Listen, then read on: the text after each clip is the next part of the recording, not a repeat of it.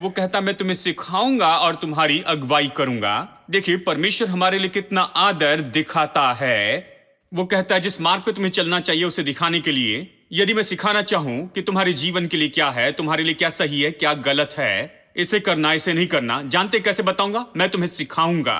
परमेश्वर की ओर से आप ये सबसे बड़ा आदर पा सकते हैं क्योंकि उसने आपको बनाया है और वो आपका आदर करता है। उसने आपको बनाया इसलिए वो आपको जानता है।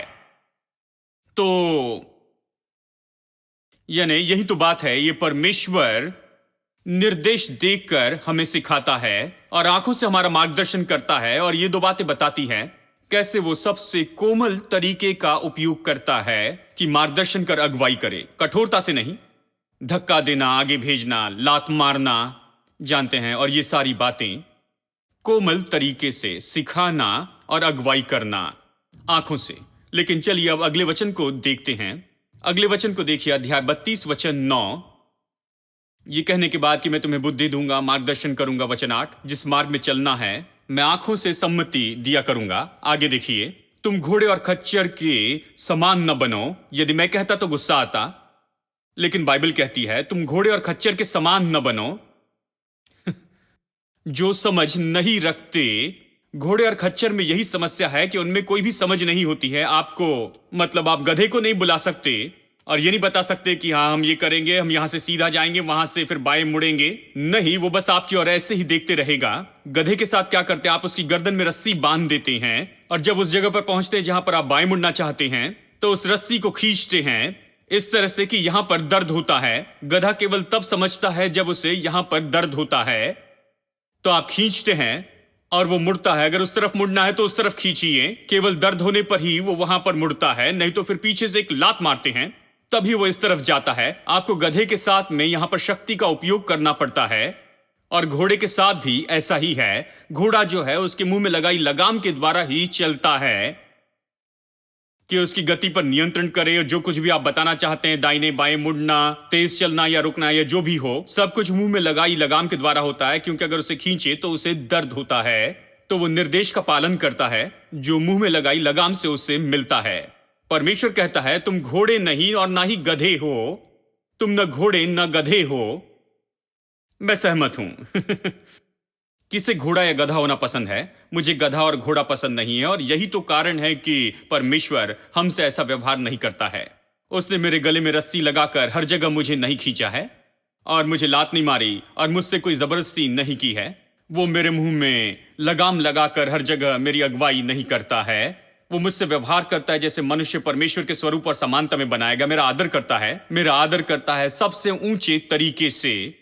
वो मेरी अगुवाई करता है मुझे निर्देश देकर, सिखाने के द्वारा, और अपनी आंखों से मेरी अगुवाई करता। ठीक है, तुम घोड़े और खच्चर के समान न बनो जो समझ नहीं रखते। उनकी उमंग लगाम और रास से रोकनी पड़ती है, नहीं तो वो तेरे वश में नहीं आने के। ठीक है, ठीक है। चलिए मेरे साथ में एक और वचन निकाले। ये भी बताता है कि परमेश्वर कैसे अगुवाई करता है। यशायाह 30 वचन 21। प्रभु कैसे अगुवाई करता है ये यहां है। जब तुम कहीं मुड़ो तो तुम्हारे पीछे से ये वचन तुम्हारे कानों में पड़ेगा। तुम्हारे पीछे से ये वचन तुम्हारे कानों में पड़ेगा। सरल शब्दों में ये कहता है आप सुनेंगे कि आपके पीछे से कोई कह रहा है। ये कहेगा मार्ग यही है, इसी पर चलो। जब तुम दाहिने या बाई ओर मुड़ने लगते हो, मतलब जब आप जा रहे हैं, आप दाहिने या बाएं मुड़ना चाहते हैं, कई बार पता नहीं कहां जाए, तब आप अपने पीछे से आवाज सुनेंगे जो आपसे कहेंगे यहां मुड़ो, इस तरफ। क्या यह अच्छा नहीं? कितने लोगों को यह पसंद है? पीछे से आवाज आएगी, थपथपाना नहीं है, धक्का देना नहीं है, कुछ नहीं, बस केवल पीछे से आवाज। जानते हैं, पीछे से आवाज आएगी। अब मुझे परमेश्वर पसंद है। कितने लोगों को यह पसंद है? सब लोग कहें परमेश्वर भला है। पीछे से आवाज आती है, ठीक है, आप इस मार्ग में जा रहे हैं और पीछे से आवाज आती है कि इस मार्ग में जाओ, उस मार्ग से जाओ। आप सोच रहे हैं दाहिने या बाएं जाएं और पीछे से आवाज आती है कि तुम इस मार्ग में जाओ। हमारा परमेश्वर कितना अद्भुत है, क्योंकि इसी तरह से पवित्र आत्मा हमारी अगुवाई करता है, क्योंकि वो हमारा आदर करता है बहुत ज्यादा सम्मान से, क्योंकि हम तो उसकी संतान हैं। आमेन। ठीक है, चलिए थोड़ा आगे चलते हैं। यह कहता है जितने परमेश्वर की आत्मा की अगुवाई में चलते हैं वही परमेश्वर के पुत्र हैं। अब ये आत्मा की अगुवाई का मतलब क्या है और इसमें कौन सी बात जुड़ी है? ये हमें किस में लेकर चलता है या किस तरह से हमारी अगुवाई करता है? चलिए एक एक करके देखते हैं जल्दी से। एक, कि वो हमारी अगुवाई और मार्गदर्शन करता है परमेश्वर के वचन के सत्य के साथ में। हमेशा परमेश्वर के वचन के सत्य के अनुसार होता है। पवित्र आत्मा के बारे में आप कभी गड़बड़ी में न आए। पवित्र आत्मा की अगुवाई तो हमेशा परमेश्वर के वचन के सत्य के साथ में ही होती है। दूसरे शब्दों में, पवित्र आत्मा जब कहता है वो परमेश्वर के वचन के विरुद्ध में कभी नहीं कहता। परमेश्वर का वचन पवित्र आत्मा के विरुद्ध में कभी नहीं कहता है, क्योंकि ये तो पवित्र आत्मा से प्रेरित वचन है और पवित्र आत्मा यहां हमें वचन सिखाने के लिए है। ये दोनों एक दूसरे के साथ में मिलकर एक साथ काम करते हैं। वो मिलकर काम करते हैं, वो एकता में हैं, उनके बीच कोई विभाजन नहीं है। आप इस तरह नहीं कह सकते कि बाइबल ये कहती है लेकिन पवित्र आत्मा ने मुझे ये बताया या किसी को वो बताया। नहीं, वो हमेशा आपकी अगुवाई करेगा परमेश्वर के वचन के सत्य के साथ में। ये बहुत अद्भुत है और ये तो ऐसा क्षेत्र है जहां पर हमें पवित्र आत्मा की अगुवाई चाहिए, क्योंकि सभी लोग हमें हर तरह की बातें हमेशा बताते हैं। आत्मिक संसार में बहुत सी गड़बड़ी चल रही है। कोई हमसे कहेगा परमेश्वर ने कल बताया कि आपको ये बताऊं, और वो बड़े दर्शन या सपने को लेकर आएंगे या किसी भविष्यवाणी की बात को लेकर आएंगे और कहेंगे परमेश्वर ने आपको बताने के लिए कहा कि ये यही है। और देखिए अक्सर क्या होता है, जब कोई कहता है परमेश्वर ये कहता है तो लोग सोचते हैं कि परमेश्वर यही तो कह रहा है, यहां प्रभु बातें कर रहा है और हम कैसे इसका इनकार कर सकते हैं क्योंकि इन्होंने कहा प्रभु ये कहता है। आप कैसे कह सकते कि मुझे इस पर विश्वास नहीं क्योंकि परमेश्वर इस व्यक्ति के द्वारा मुझसे बातें कर रहा है। लेकिन वो कभी नहीं सुनते कि वो व्यक्ति क्या कह रहा है और उसे परमेश्वर के वचन के अनुसार जांचते नहीं कि क्या ये सच में परमेश्वर के वचन के सत्य के साथ मेल खाता है। यदि वो परमेश्वर की ओर से कहते हैं तो वो निश्चय परमेश्वर के वचन के अनुसार होगा, प्रभु के वचन के अनुसार मेल खाएगा। और उससे बढ़कर आपको कोई काम नहीं करना, कोई निर्णय नहीं लेना है इस बात के आधार पर जो परमेश्वर ने किसी और से कहा, क्योंकि परमेश्वर आपको भी जानता है और आप भी परमेश्वर की संतान हैं। वो आपसे भी बातें करेगा। ये नहीं कहता कि जो परमेश्वर की आत्मा की अगुवाई में चलते हैं वही परमेश्वर के महान भविष्यवक्ता हैं। नहीं, ये कहता है जो परमेश्वर की आत्मा की अगुवाई में चलते हैं वही परमेश्वर के पुत्र हैं। परमेश्वर की हर संतान परमेश्वर की आत्मा की अगुवाई में ही चलती हैं। कुछ लोग ऐसे कहते हैं वो तो अभिषिक्त हैं ब्रदर, ये वरदान पाए, परमेश्वर उनसे बातें करता है और फिर ये मुझे बताते हैं। आपके बारे में क्या ये कहता है जो परमेश्वर की आत्मा की अगुवाई में चलते हैं वो परमेश्वर से विशेष वरदान पाए हैं? नहीं, ये कहता है जो आत्मा की अगुवाई में चलते हैं वही तो परमेश्वर के पुत्र हैं। आपको तो विशेष वरदान पाया हुआ व्यक्ति होने की जरूरत नहीं, भविष्यवाणी का वरदान या फिर किसी तरह का प्रकाशन का वरदान पाकर कि आप परमेश्वर की आत्मा की अगुवाई में चले, ये जरूरी नहीं है। वो सारे वरदान वहां पर है। बात तो ये है परमेश्वर की आत्मा की अगुवाई में चलने के लिए जरूरी नहीं कि आप एक बहुत बड़े भविष्यवक्ता या ऐसे ही कुछ हो जाएं। यही तो इस नई वाचा की महिमा और अद्भुत बात है जो नई वाचा ने हमें दिया है।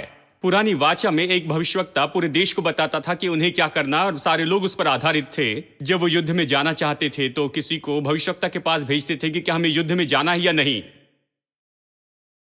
और वो बताता था हाँ युद्ध में जाओ या युद्ध में न जाओ। जानते हैं कुछ राजाओं को भविष्यवक्ता की बात पसंद नहीं आती तो दूसरे भविष्यवक्ता के पास जाते जो उनकी पसंद की बात उन्हें बताते थे। लेकिन कुछ भी हो, वो अपेक्षा नहीं कर सकते थे कि परमेश्वर सीधा उनसे बातें करे, वो भविष्यवक्ता के पास जाते थे। नई वाचा की महिमा तो यही है कि हम में से हर एक व्यक्ति परमेश्वर की आत्मा की अगुवाई में चल सकता है। परमेश्वर की हर एक संतान परमेश्वर की आत्मा की अगुवाई में चलती है। अब ये तो हमें पूरे बिल्कुल अलग स्तर पर रखता है और हम तो पूरी तरह से अलग स्तर पर हैं नई वाचा के पहले की किसी भी पीढ़ी से। और परमेश्वर के महान दास रहे, बड़े बड़े लोग रहे, अब्राहम, इसहाक और याकूब था, और मूसा भी वहां पर था, और फिर यहोशू, एलिया, एलीशा और ये सब बड़े लोग वहां थे। बाइबल कहती है यूहन्ना बपतिस्मादाता सबसे बड़ा भविष्यवक्ता है पुरानी वाचा में, और परमेश्वर के राज्य में जो सबसे छोटा है वो तो पुराने नियम के सबसे बड़े से भी बड़ा है। बाइबल यही कहती है। यूहन्ना बपतिस्मादाता पुराने नियम में सबसे बड़ा था लेकिन सबसे छोटा यानी हमारे जैसे नई वाचा में ऐसा व्यक्ति जिसने कल ही उद्धार पाया है, वो यूहन्ना बपतिस्मा दाता से भी बढ़कर है। आप कहेंगे कैसे बड़े हो सकते हैं भाई? यूहन्ना बपतिस्मा दाता तो बहुत ही महान था, प्रभु का जन था, हमारे जैसा कोई उससे बढ़कर कैसे हो सकता है? इसलिए बड़ा क्योंकि आपके पास वो है जो वो कभी नहीं पा सकता था, क्योंकि वो यीशु के क्रूस पर मारे जाने के पहले जी रहा था। यीशु के मरने के बाद हमारे दिल शुद्ध होकर पवित्र आत्मा हम में रह सकता है। वो और पुराने नियम के सारे संत तो क्रूस के पहले जी रहे थे और हम क्रूस के बाद में जी रहे हैं। क्रूस के बाद में का मतलब हम नई वाचा में जी रहे हैं और नई वाचा ने हमें नई स्थिति में रखा है। और ये तो सौभाग्य का स्तर है। ये विशेष सौभाग्य है कि हम परमेश्वर की आत्मा की अगुवाई में चलते हैं। तो आप परमेश्वर की संतान हैं और आप परमेश्वर की आत्मा की अगुवाई में चलते हैं। तो मैं लोगों से कहता हूं, और किसी पर क्यों आधारित रहे? ये ठीक है जब कोई और आप पर भविष्यवाणी करता है या कोई आपको सपना या दर्शन बताता है, मैं इस बात से पूरी तरह से सहमत हूं। मैं पेंटिकॉस्टल में डुबोया गया हूं। देखिए, जन्मा और बड़ा हुआ। मेरा जन्म पेंटिकॉस्टल हॉस्पिटल में हुआ। आपको पता नहीं पेंटिकॉस्टल हॉस्पिटल क्या है? वो तो मेरे नाना का घर है। जानते हैं, पूरे शहर में वो एक ही पेंटिकॉस्टल घर था।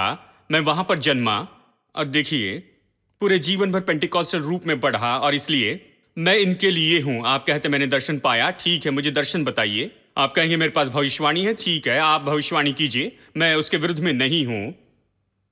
हां, लेकिन बात यह है मुझे वचन से उसको जांचना होगा। मैं नई वाचा का हूं, पेंटिकॉस्टल से बढ़कर मैं नई वाचा का व्यक्ति हूं। मैं नई वाचा में विश्वास करता हूं मेरे पास खास सौभाग्य है। मैं जानता हूं मैं कौन हूं। मैं विश्वास करता हूं मैं परमेश्वर की संतान हूं और परमेश्वर की आत्मा की अगुवाई में चलता हूं।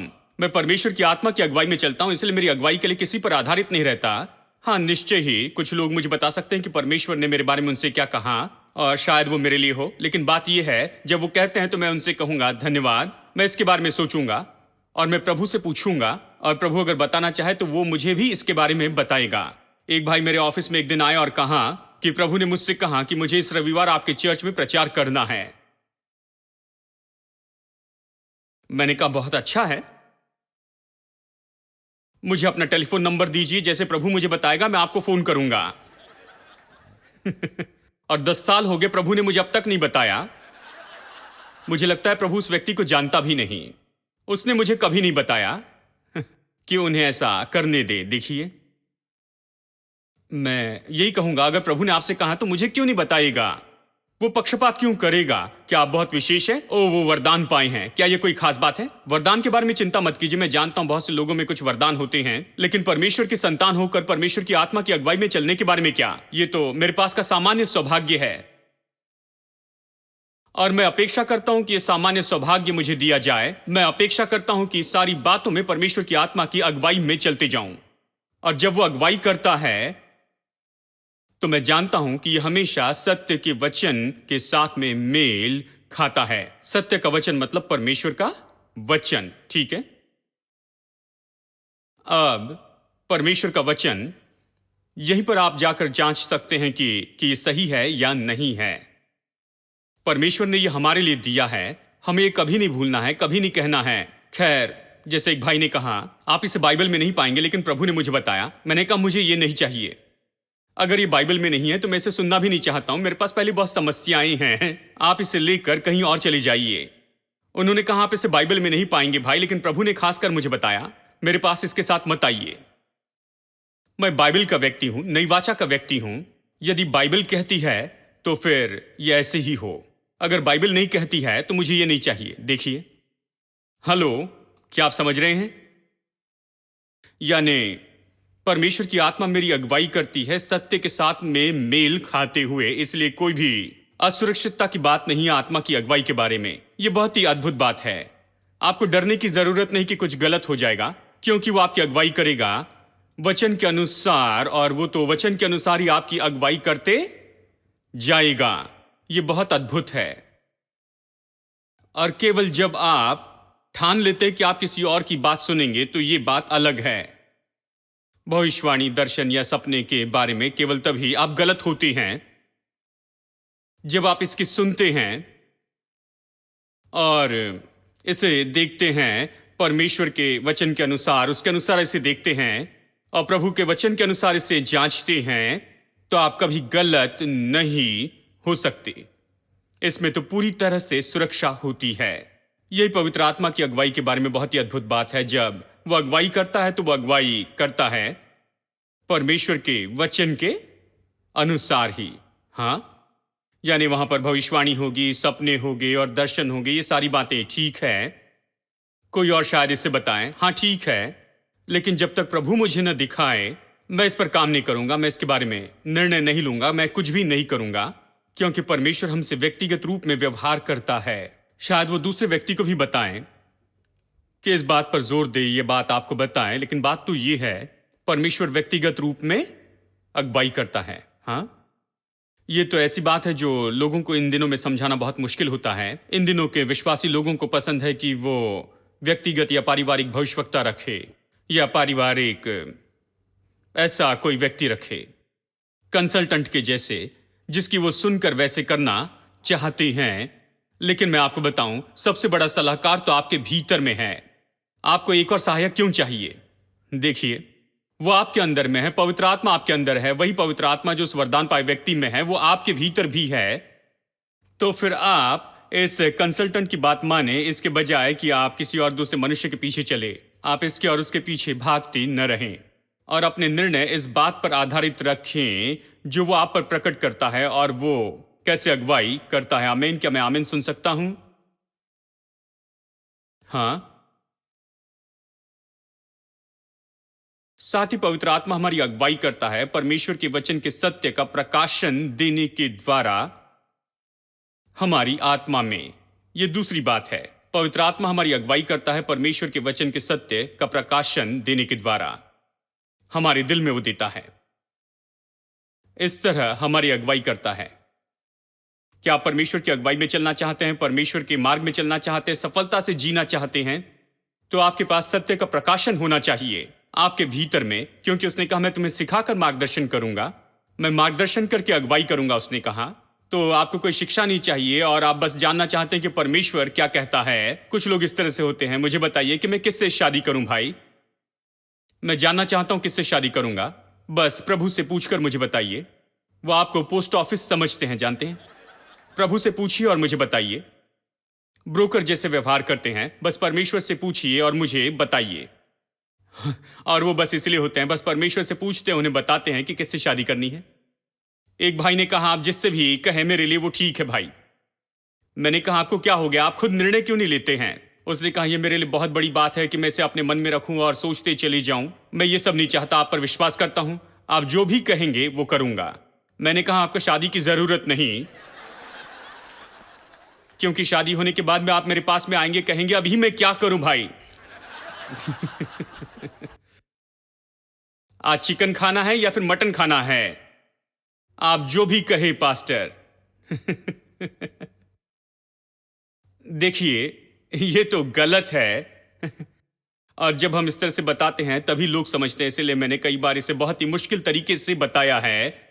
जानते हैं कि ये हथौड़े के जैसे काम करेगा और सीधा सिर पर मारना है, इसके कारण उन्हें थोड़ा सा शॉक लगेगा। देखिए, लोग इस तरह की बेकार की बातों पर विश्वास करते हैं, चाहे आप जो भी कहें। आप बस उंगली उठाइए भाई, मैं शादी कर लूंगा उनसे। सच में मैं कितना महान आशीषित व्यक्ति हूं, बस उंगली उठाऊंगा और वो जाकर उनसे शादी कर लेंगे। मैंने कहा मैं यहां पर उंगली उठाकर बताने के लिए नहीं कि आप शादी कर ले, मैं यहां पर प्रचार करने के लिए है कि प्रभु की आत्मा की अगुवाई में चले। मैं यहां किसी को किसी के साथ जोड़ने के लिए नहीं हूं। परमेश्वर ने कहा मैं तुम्हें बताऊंगा, तुम्हारा मार्गदर्शन करूंगा अपनी आंखों से। हेलो, तो मेरी उंगलियों की ओर मत देखे कि वो कहां पर जाती हैं। आप इस बात के बारे में सचेत हो जाए कि परमेश्वर कैसे अपनी आंखों से आपकी अगुवाई करता है, वो अपनी आंखों से कहां पर बता रहा है। पवित्र आत्मा की अगुवाई के लिए सचेत रहे कि वो आपकी किस दिशा में अगुवाई कर रहा है। आप पवित्र आत्मा की आवाज के लिए सचेत रहें जो आपके पीछे से आती और कहती है तुम इसी मार्ग में चलो, उसके लिए सचेत रहिए। ये चर्च इसी के बारे में, आप यहां पर बस ऐसे ही नहीं आते कि मैं परमेश्वर से पूछूं। मेरे पास परमेश्वर के पास में सीधा संपर्क के लिए कोई हॉटलाइन नहीं है, लेकिन बात तो ये है, इसलिए शिक्षा बहुत महत्वपूर्ण है। इसलिए कुछ लोग सोचते हैं शिक्षा क्या जरूरी है, बस हमें बताइए कि पवित्र आत्मा ने आपको क्या बताया है।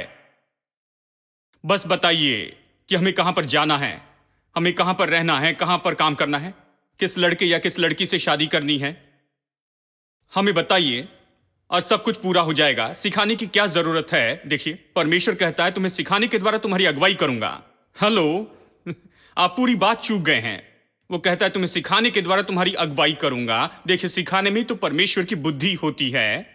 शिक्षा से ही आप परमेश्वर के मार्गों को पाते हैं, शिक्षा में ही आप परमेश्वर के मन को पाते हैं, शिक्षा से ही आप बुद्धि पाते हैं जहां पर आप निर्णय ले सकते हैं, बुद्धिमानी के निर्णय कि परमेश्वर के मार्गों में चले। और उसके मार्गों में तो बहुत भरपूरी की आशीष होती है, बाइबल कहती है। ये परमेश्वर की आशीषों से भरा है। परमेश्वर के पास आपको ले चलने के लिए मार्ग है। उसने पहले इससे बता दिया है और उसने पहले इसके लिए काम कर दिया। उसने इसके लिए पहले से ही नक्शा बना दिया है जो मार्ग आपको लेना है, और वो मार्ग परमेश्वर की आशीषों की भरपूरी से भरा होता है। यही कारण है कि मैं इस मार्ग में चलना चाहता हूं। यही तो कारण है कि मैं परमेश्वर के वचन की शिक्षा को सुनना चाहता हूं, क्योंकि परमेश्वर के वचन की शिक्षा ही मुझे उस समूह में लेकर आती है कि मैं उस मार्ग में चलूं। जानते हैं, मैं परमेश्वर के मार्गों को अच्छी तरह से पहचान सकता हूं कि मुझे कहां पर जाना है, दाहिने या बाएं, या मैं इसे पहचान सकता हूं और कैसे निर्णय ले, और ये सारी बातें। I know who I am. I know who I am. I know who I am. I am yours. I am yours. I know who I am. Know who I am. Know who I am. I am yours. I am yours. You are mine. Jesus, you are mine. You are mine. Jesus, you are mine. I was running and you found me. I was blind and you gave me sight. You put a song of praise in me. Oh, I was broken and you healed me. I was dying and you gave me life. Lord, you are my identity. I know who I am. I know who I am. I know who I am. I am yours. I am yours. I know who I am. I know who I am. I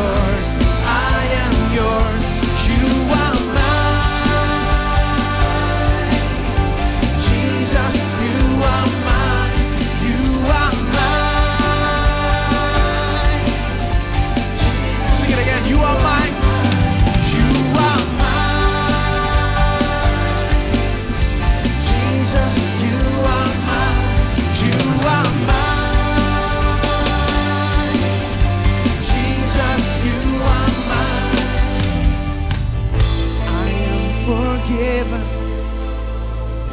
I am your friend. I am accepted. I know who I am. I am secure. I'm confident that I am loved. I know